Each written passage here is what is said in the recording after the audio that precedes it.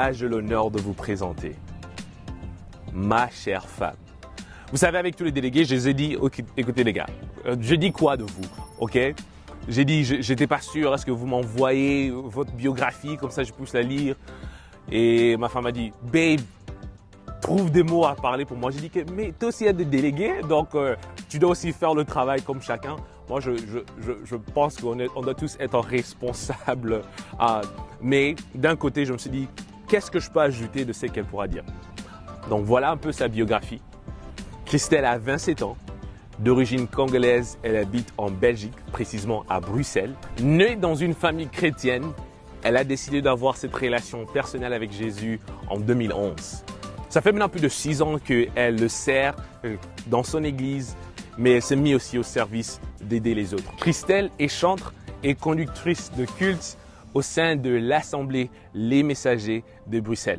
Là aussi, elle sert en tant que dirigeant de la jeunesse, là où elle aide les jeunes, et aussi dirigeant du département de la décoration. Christelle croit sincèrement en elle, que le Seigneur a mis en chacun d'entre nous les capacités pour servir à la gloire de Dieu. Christelle est passionnée par le chant et l'adoration, car c'est un moyen que le Seigneur a mis pour la disposition de son peuple de pouvoir lui rendre honneur. Sans plus tarder, c'est avec plaisir et c'est avec honneur pour moi de vous présenter Christelle Chilanda.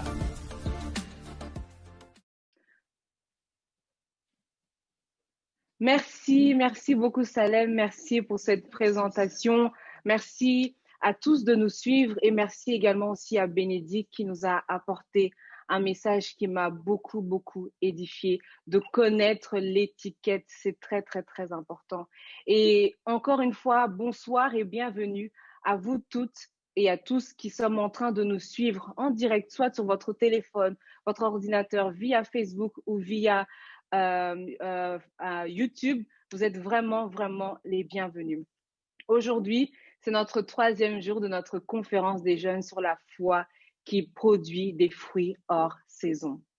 Et j'aimerais, avant de commencer directement dans le vif de mon sujet, vous parler de comment est-ce que j'ai ressenti lorsque Salem nous a parlé de ce thème que le Seigneur avait mis en lui. Vous savez, la foi, c'est vraiment quelque chose de très vaste. Il y a énormément de choses à dire et je crois réellement que au travers de cette conférence, tous ceux et celles qui sont en train de nous suivre vont recevoir quelque chose de la part du Seigneur. Avant de commencer, j'aimerais qu'on prenne un temps de prier ensemble pour remettre ce moment, pour remettre ces instants entre les mains de Dieu. Prions ensemble.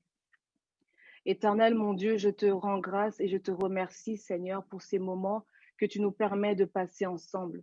C'est vrai que nous sommes d'une part virtuels, Seigneur, mon Dieu, tous connectés, mais nous croyons que le Dieu réel, le Dieu qui est avec nous à chaque moment, est avec nous pendant ce temps de conférence. Éternel, je prie pour chaque personne qui aura à entendre cette parole encore en ce soir, que toi, tu viennes faire le travail et que je sois un simple instrument entre tes mains. Que toute la gloire et l'honneur te soient rendus. C'est dans le nom puissant et précieux de Jésus-Christ que j'ai ainsi prié. Amen. Alors, la foi qui produit des fruits hors saison. C'est le thème de notre conférence. Je sais que d'une manière ou d'une autre, on a tous une perception un peu différente de la foi, en fonction de ce qu'on connaît et également en fonction de ce que nous vivons. Mais j'aimerais qu'ensemble, nous puissions nous focaliser sur ce que la Bible elle-même nous dit sur la foi. On connaît tous ce verset dans Hébreux, chapitre 11, verset 3. Hébreux 11, 3 qui nous dit ceci. Or, la foi est une ferme assurance des choses qu'on espère, une démonstration de celles qu'on ne voit pas. On est nombreux à connaître ce verset et même moi-même, quand je pensais à la foi, c'est automatiquement le verset qui m'était venu. Et j'ai commencé à regarder ce verset d'une toute autre façon. Pourquoi est-ce que je dis cela? Parce qu'il y avait quelque chose que je lisais pendant longtemps qui m'avait échappé dans ce verset. Vous allez trouver ça drôle, mais c'était la virgule dans cette phrase qui m'a interpellée. La virgule, il faut savoir dans la langue française que la virgule, c'est un signe de ponctuation qui va nous servir à distinguer à l'intérieur d'une phrase des propositions, des groupes qu'il est utile de séparer pour pouvoir voir le contenu avec une meilleure clarté.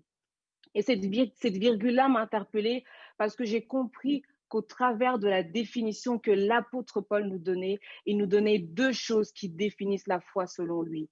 L'assurance des choses qu'on espère, mais également la démonstration de celles qu'on ne voit pas. Parce qu'il faut savoir que dans le livre de Jacques,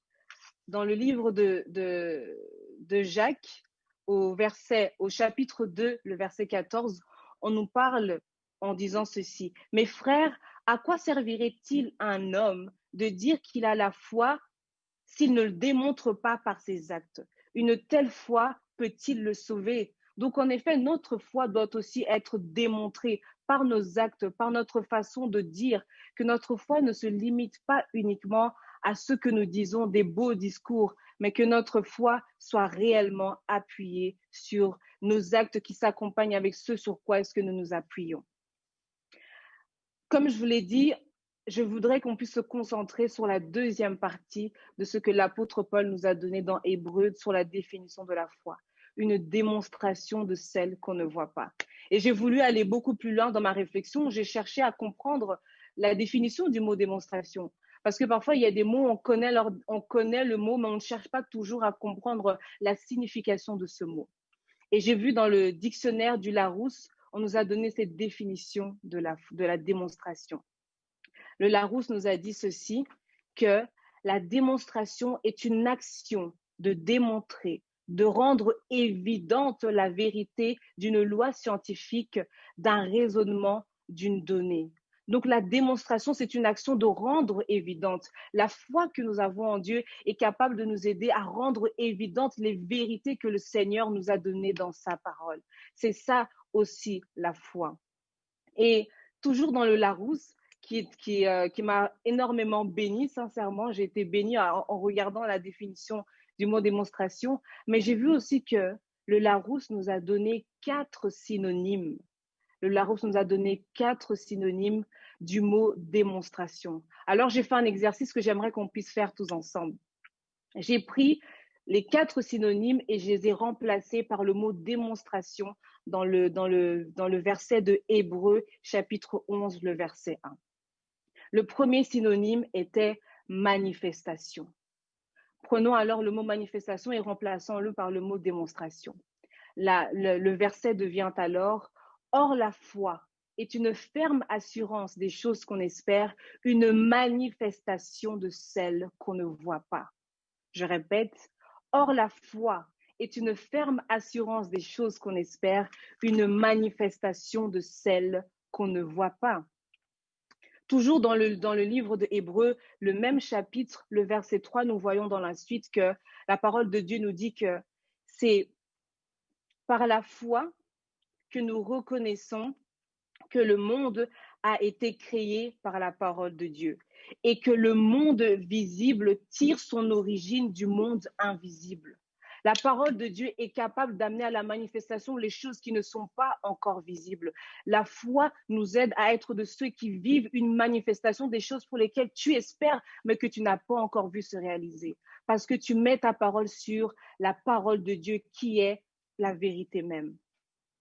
Toujours dans le synonyme de la manifestation, prenons le livre de Romains, chapitre 4, le verset 17. Romains, chapitre 4, verset 17, nous dit ceci. « Comme le dit l'Écriture, je t'ai établi pour être le père d'une multitude de peuples. Placé en présence de Dieu, il mit sa confiance en celui qui donne la vie aux morts et appelle à l'existence les choses qui n'existent pas. » Notre foi dans la parole de Dieu nous permet de croire que Dieu est capable d'amener à la manifestation, à l'existence ces choses qui n'existent pas. Voilà pourquoi je vous disais que j'avais été très, très, très bénie parce que le Larousse m'a donné, parfois on ne prend pas forcément toujours le temps de chercher plus profondément certaines choses, mais j'ai réellement été bénie par ces 4 synonymes. Le second synonyme est protestation. On remplace alors le mot protestation dans dans la définition que l'apôtre Paul nous a donnée, et ça donne ceci. Or, la foi est une ferme assurance des choses qu'on espère, une protestation de celles qu'on ne voit pas. Or, la foi est une ferme assurance des choses qu'on espère, une protestation de celles qu'on ne voit pas. Vous savez, dans la Bible, il y a des gens qui ont protesté face à la réalité qu'ils étaient en train de vivre. Salem l'a dit au moment où il avait pris la parole, il y a une différence entre la réalité et la vérité. Quand tu connais la vérité, tu ne vis pas toujours en fonction de la réalité qui est là. Prenons l'exemple dans 2 Rois, le chapitre 4, le verset 8 à 36. 2 Rois, chapitre 4, le verset 8 à 36 nous donne l'histoire de cette femme sunamite. Peut-être que vous la connaissez, peut-être que d'autres ne la connaissent pas. Je vais brièvement essayer de résumer pour vous faire comprendre la pensée que j'ai eue au mot protestation. Cette femme sunamite recevait l'homme de Dieu Élisée à chaque fois qu'il passait dans sa ville. Et elle lui avait même préparé un endroit où l'homme de Dieu pouvait même venir dormir. Et en reconnaissance par rapport à ce que cette femme faisait, l'homme de Dieu a fait venir son serviteur Géasi qui a dit qu'en effet, la situation de cette femme est celle-ci. Elle est mariée, son mari est âgé, mais ils n'ont pas d'enfant. Le problème que cette femme et son mari avaient, c'est qu'ils n'avaient pas d'enfant. Et son mari étaient âgés, donc je présume que ça faisait sûrement longtemps qu'ils étaient mariés. Et quand Élisée a pris connaissance de cette information que Géasi lui a donnée, il a donné cette parole à cette femme lui disant que l'année prochaine, à la même période, qu'elle aurait un enfant. La femme, la première des réactions qu'elle a dit, se disant « Ne mens pas à ta servante », parce que je pense qu'elle était consciente de la réalité qu'elle était en train de vivre. Peut-être que ça faisait même tellement longtemps qu'elle attendait un enfant qu'ils ont essayé, mais que cela ne s'était pas fait. Et peut-être que toi aussi qui me suis maintenant, il y a des choses parfois qu'on peut te dire, ou même que le Seigneur déclare sur ta vie, et que tu dis, mais Seigneur, moi je suis en train de regarder la situation que je vis actuellement, mais ce que tu es en train de me dire n'est pas en phase avec ce que je vis. Comment est-ce que je pourrais avoir un enfant? Mon mari est âgé, ça fait tellement longtemps qu'on essaye d'avoir un enfant, mais cela ne se fait pas.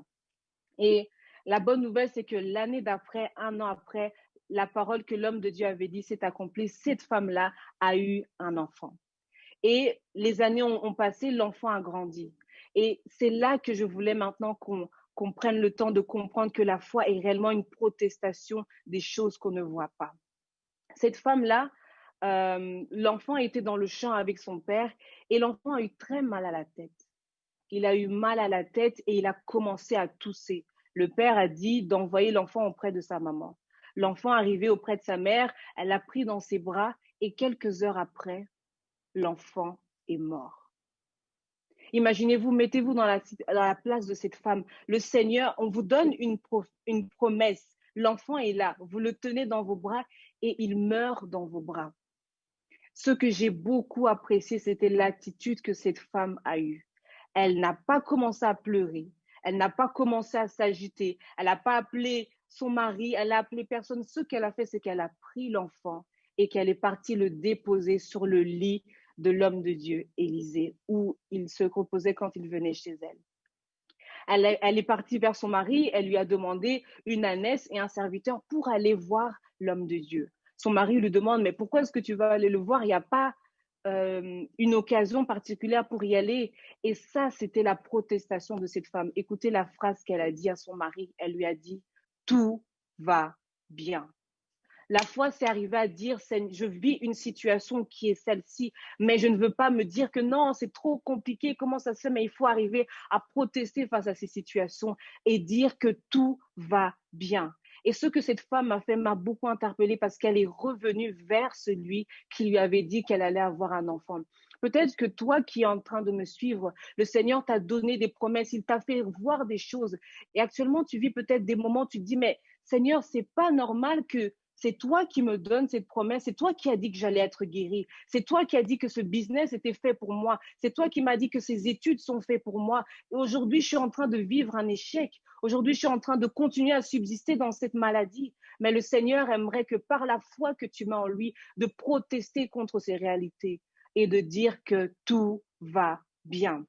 Revenir vers celui qui t'a fait la promesse. Revenir vers celui qui a dit que ce que tu es en train de vivre, peut-être que toi, tu ne le vis pas comme moi, je te l'ai dit, mais fais-moi confiance et déclare que tout va bien. Et vous savez, la parole de Dieu, elle ne revient jamais à Dieu sans avoir accompli ce pour laquelle elle a été prononcée. C'est pourquoi on voit que dans Ésaïe 55, le verset 11, euh, la parole de Dieu nous dit que, je lis, il en sera de même de la parole que j'ai prononcée. Elle ne reviendra jamais à moi à vide, sans avoir accompli ce que je désirais et sans avoir atteint le but que j'ai fixé. Ce soir, le Seigneur vient te dire que la foi que tu dois mettre en moi doit te faire comprendre que toute parole qui sortira de moi ne pourra jamais revenir à moi sans avoir accompli le but pour lequel elle a été fixée. Le troisième synonyme du mot démonstration est le mot signe. Remplaçant, comme nous l'avons fait au passé, la phrase devient ceci, le verset devient ceci. Or, la foi est une ferme assurance des choses qu'on espère, un signe de celles qu'on ne voit pas. Or, la foi est une ferme assurance des choses qu'on espère, un signe de celles qu'on ne voit pas. Dans Hébreu 11, le verset 17 à 19, on voit vraiment que cette foi-là est réellement un signe de notre appartenance. La foi que nous avons en Dieu est un signe de l'appartenance que nous avons en lui. Il y a une fille qui est intervenue qui donnait pour elle la définition de la foi et elle a parlé dans le sens que je voulais aussi vous apporter ce soir en parlant de Abraham, le père de la foi. Abraham, par la foi qu'il avait et l'obéissance qu'il a démontrée à Dieu, était réellement un signe qu'il est réellement attaché à Dieu. J'ai dit tout à l'heure au début que notre foi doit être accompagnée également aussi des actes. Et Abraham a réellement fait ces actes qui a montré au Seigneur que non, il m'appartient réellement cet homme. Vous pouvez voir l'histoire d'Abraham dans le livre de la Genèse, le chapitre 22, du premier verset jusqu'au verset 14. Donc Genèse 22, du premier verset au verset 14. Dans cette partie, on voit que le Seigneur parle à Abraham. Abraham a un enfant qui s'appelle Isaac et c'est le fils de la promesse. Le Seigneur lui avait donné la promesse et plusieurs années après, la promesse est accomplie. Et Isaac a maintenant grandi. Et le Seigneur demande à Abraham d'aller sacrifier son enfant. Le seul qu'il a et celui qu'il aime réellement. Abraham, si vous lisez ce verset, vous voyez, cette partie, vous verrez que Abraham n'a pas protesté, Abraham n'a pas commencé à demander à Dieu, il n'a pas commencé à négocier avec Dieu. Et ça m'a fait comprendre que parfois, il nous arrive des choses que Dieu nous demande, mais on est sans cesse dans la négociation avec Dieu. On est sans cesse en train de lui demander, mais tu es sûr que c'est vrai? Tu es sûr que je dois le faire? Mais quand Dieu nous demande de faire une chose, il sait pourquoi est-ce qu'il nous demande de le faire, mais il nous demande de lui faire confiance. Comme j'ai dit, notre foi ne doit pas se limiter à simplement dire oui, j'ai foi en toi. Mais quand le Seigneur nous demande de faire des choses, il nous demande de ne pas simplement parler d'une manière pour pouvoir le flatter, parce que Dieu regarde nos cœurs, parce que Dieu sonde à l'intérieur de nous. Et en mettant Abraham à l'épreuve, le Seigneur a constaté que Abraham était réellement cette personne qui avait la crainte de Dieu. Par la foi que Abraham a exercée en disant que Dieu pourvoira. Et même quand Abraham est parti avec l'enfant, il était avec des serviteurs. Et le voyage a duré 3 jours jusqu'à ce qu'il arrive là où le Seigneur voulait qu'il sacrifie l'enfant. Peut-être que pendant ces 3 jours, il aurait pu se dire non, il voit son enfant avec lui et se dit peut-être que c'est le dernier jour, peut-être que je ne pourrai peut-être plus jamais revoir mon enfant, peut-être que cet enfant que j'aime tellement, je n'aurai peut-être plus à vivre des moments avec lui. Mais pendant ces 3 jours-là, Abraham n'a pas changé d'avis. Il est arrivé jusqu'à cette montagne. Et là, au moment où il voulait égorger son enfant, l'ange de Dieu lui a appelé. Il a dit, Abraham, Abraham, ne lui fais pas de mal. Et il a dit, maintenant, je sais que tu crains l'Éternel. Voilà pourquoi je disais que notre foi doit aussi être un signe de notre appartenance à Dieu. Le Seigneur regarde aussi les choses qu'il te demande de faire. Et quand il voit que tu es tout le temps dans la résistance, il se dit, mais comment est-ce que je peux le bénir avec d'autres choses si cette chose que je lui demande de me donner, il n'est pas capable de me la donner? Arriver à donner à Dieu ce qu'on a de plus précieux, c'est aussi un signe de la foi qu'on a pour notre Seigneur. Le quatrième et dernier synonyme que le Larousse nous a donné pour le mot démonstration, c'est le mot témoignage. Remplaçons le témoignage dans la définition que l'apôtre Paul nous donne de Hébreu, nous dit ceci. Or, la foi est une ferme assurance des choses qu'on espère, un témoignage de celles qu'on ne voit pas.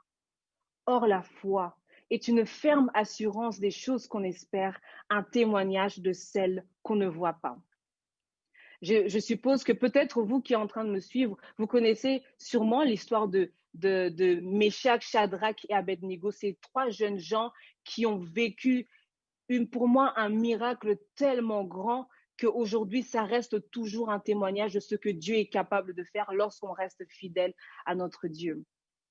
Si vous lisez dans le livre de Daniel, chapitre 3, du verset 1er, disons, ou bien du verset 15 jusqu'au verset 29, donc Daniel 3, du verset 15 au verset 29. On connaît cette histoire et au début de l'histoire, on voit que le roi Nebuchadnezzar avait donné un ordre. C'était que tout le monde devait se prosterner devant la statue qu'il avait érigée au son d'un instrument de musique. Et Shadrach, Meshach et Abednego ont dit non, nous, on ne va pas se prosterner devant cette statue parce que nous, on sait qu'on ne peut pas se prosterner, on ne peut pas adorer un autre Dieu si ce n'est notre Dieu. Et à cause de l'intégrité qu'ils avaient, ils ont décidé de ne pas le faire. Le roi est rentré dans une colère, il était tellement fâché qu'il a dit on va chauffer cette fournaise ardente-là 7 fois plus que d'habitude. Ils ont alors envoyé ces trois jeunes gens dans la fournaise ardente et vous connaissez la suite. Vous connaissez la suite. Ces trois jeunes gens sont sortis de cette fournaise indemnes. Et quand Nebuchadnezzar a regardé à l'intérieur, il a vu qu'ils n'étaient plus trois, mais ils étaient quatre. Ils n'étaient plus trois, mais ils étaient quatre. Le quatrième, le roi lui-même a dit que la quatrième personne ressemble à un visage comme ceux des fils de Dieu. Donc Dieu était avec ces trois jeunes gens. Il était avec eux. Pourquoi? Parce qu'ils lui sont restés fidèles. Il était avec eux. Pourquoi? Parce qu'ils ont démontré en disant que notre Dieu est capable de nous délivrer de ta main. Quelle confiance en Dieu ils avaient. Quelle confiance et quelle fidélité. Ils n'ont pas accepté de vouloir se prosterner devant leur statue, mais ils ont décidé de rester fidèles à leur Dieu. Et le même roi qui au début du chapitre 3 avait donné un ordre pour que les gens se prosternent, le même roi a donné un nouvel ordre. Il a lui-même témoigné de ce que le Dieu de Shadrach, Meshach et Abednego est capable de faire. Et les mots du roi m'ont vraiment beaucoup interpellé parce qu'il a dit qu'il n'y a aucun autre Dieu qui puisse délivrer comme leur Dieu. Ce soir, j'aimerais vous dire que la fidélité qu'on a en Dieu, la confiance qu'on a en Dieu et le fait de rester enraciné en lui malgré ce que la foule peut nous dire, malgré ce que les gens peuvent nous dire et parfois même c'est se mettre nous-mêmes en danger parce qu'ils n'ont pas accepté, ils ont préféré même mourir que de se prosterner devant cette statue. La foi que tu as en Dieu est un témoignage parce que les autres arriveront aussi à témoigner que le Dieu que cette personne sert est un Dieu qui est réel, est un Dieu qui agit véritablement. Voilà, là, on a parlé de la foi, on a essayé de remplacer à chaque fois les mots, les synonymes du mot démonstration et on a vu que c'était vraiment quelque chose de riche. Mais je me suis posé la question, Seigneur, c'est vrai, la foi, on doit l'avoir en tant que tes enfants. Et je me suis dit, mais comment est-ce que ma foi peut grandir? Comment faire grandir notre foi en notre Dieu? Et le premier élément qui m'est venu instantanément, c'était la parole de Dieu. Il n'y a pas de secret. Pour pouvoir grandir dans la foi qu'on a en Dieu, la parole de Dieu est la base pour pouvoir nous aider à grandir. On connaît tous ce verset, Romains 10. Romains 10, le verset 17 nous dit ceci. Ainsi, la foi vient de ce qu'on entend et ce qu'on entend vient de la parole de Dieu. Salem l'avait dit l'autre fois, si on s'arrête simplement à la première partie de cette phrase avant la virgule, vous voyez cette virgule-là, elle est très, très, très nécessaire. Si on s'arrête uniquement à cette première partie-là, on pourrait comprendre que c'est vrai. La foi vient dans ce qu'on entend et c'est vrai. Vous savez, ce que vous entendez à cours de journée constamment devient quelque chose auquel vous commencez à mettre la confiance, qui devient quelque chose qui commence à devenir vrai en vous. Peut-être que toi qui me suis, tu as tellement entendu des paroles dévalorisantes sur toi. Peut-être que les personnes qui t'entourent n'ont jamais cru en toi, ont toujours donné des paroles pour te faire croire que tu n'étais pas capable. Ou même peut-être ce n'est pas simplement ces personnes, mais c'est toi-même qui as laissé que ces pensées grandissent en toi.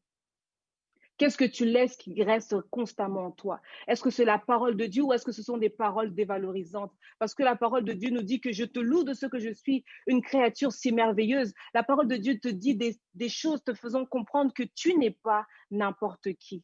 Voilà pourquoi je disais que pour grandir dans la foi, pour moi, je disais que l'élément central, c'était réellement la parole de Dieu. Parce que quand tu prends le temps de lire la parole de Dieu, quand tu prends le temps de la méditer, de la faire sortir de ta bouche, c'est ça qui t'aide aussi à grandir dans ta foi. Vous savez, quand j'ai lu l'histoire dans Daniel, de Shadrach, Meshach et Abednego, j'ai eu des frissons. Parce que je me suis dit, imaginez-vous qu'ils n'avaient même pas l'odeur du feu en sortant de la fournaise ardente. On peut passer à côté de quelqu'un peut-être même qui juste est en train de fumer. Tu restes à côté de lui, même 30 secondes, l'odeur de la cigarette te prend déjà. Mais ces jeunes gens sont rentrés dans une fournaise ardente chauffée 7 fois plus que d'habitude et ils n'avaient même pas cette odeur-là. Quand j'ai lu ça, je me suis dit non, le Seigneur est constamment avec nous si je lui reste attaché. Et Josué, toujours dans le fait de grandir dans la parole de Dieu, dans la foi au niveau de la parole de Dieu, il y a Josué, le chapitre 1, le verset 8, qui nous dit ceci. Que ce livre de la loi ne s'éloigne point de ta bouche. Médite-le jour et nuit et agis fidèlement selon tout ce qui y est écrit. Car c'est alors que tu réussiras, tu auras du succès dans tes entreprises, c'est alors que tu réussiras. En effet, la parole de Dieu, le Seigneur savait que Josué allait devoir accomplir beaucoup de choses.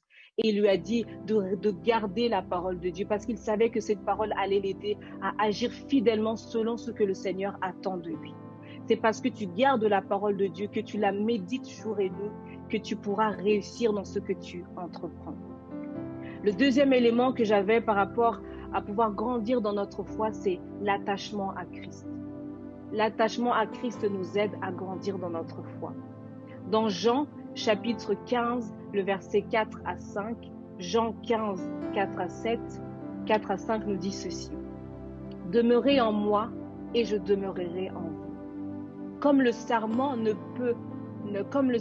peut lui-même porter du fruit s'il ne demeure attaché au cep. Ainsi, vous ne le pouvez pas non plus, si vous ne demeurez en moi. Je suis le cep, vous êtes les sarments.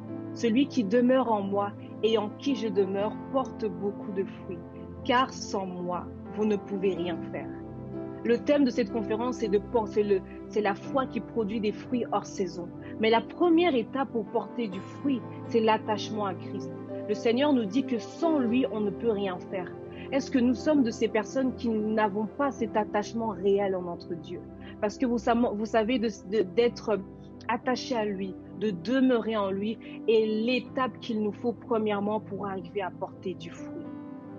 C'est vrai, ce thème de la foi qui produit des fruits hors saison, on pourrait voir ça comme quelque chose de « waouh, je dois faire des miracles ». Mais d'abord, avant toute chose, il faut arriver à être attaché à celui qui te permet de porter du fruit.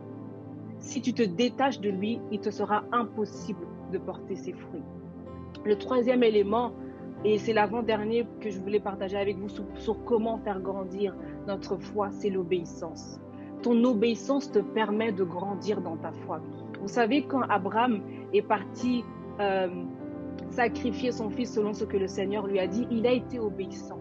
Abraham a été obéissant et il l'a fait. Et c'est à cause de son obéissance que Abraham a pu comprendre que Dieu est le Dieu qui pourvoit. Je pense qu'après cet événement, la foi d'Abraham ne pouvait qu'être plus forte qu'auparavant. Il a compris que quand je reste obéissant à Dieu, par mon obéissance à Dieu, je vis des choses que Dieu me donne parce que je lui suis fidèle, parce que je fais ce que mon Père me demande de faire. Le quatrième et dernier élément pour pouvoir nous aider à grandir dans notre foi, c'est la prière. La prière, sincèrement, nous aide vraiment à grandir dans notre foi. Dans le livre de Luc 22, le verset 31 à 32, Luc 22, 31 à 32, la parole de Dieu nous dit ceci. C'est quand Jésus parle avec Simon qui, quelques heures après, allait le renier à 3 fois. Et la parole de Dieu nous dit ceci. Simon, Simon, Satan vous a réclamé pour vous passer au crible comme le blé. Mais moi, j'ai prié pour toi, afin que ta foi ne faiblisse pas et que quand tu seras revenu à moi, affermis tes frères. Jésus, sachant que les moments qu'ils allaient passer allaient être des moments tellement difficiles, ce qu'il a fait, il a dit à Simon qu'il a prié pour lui.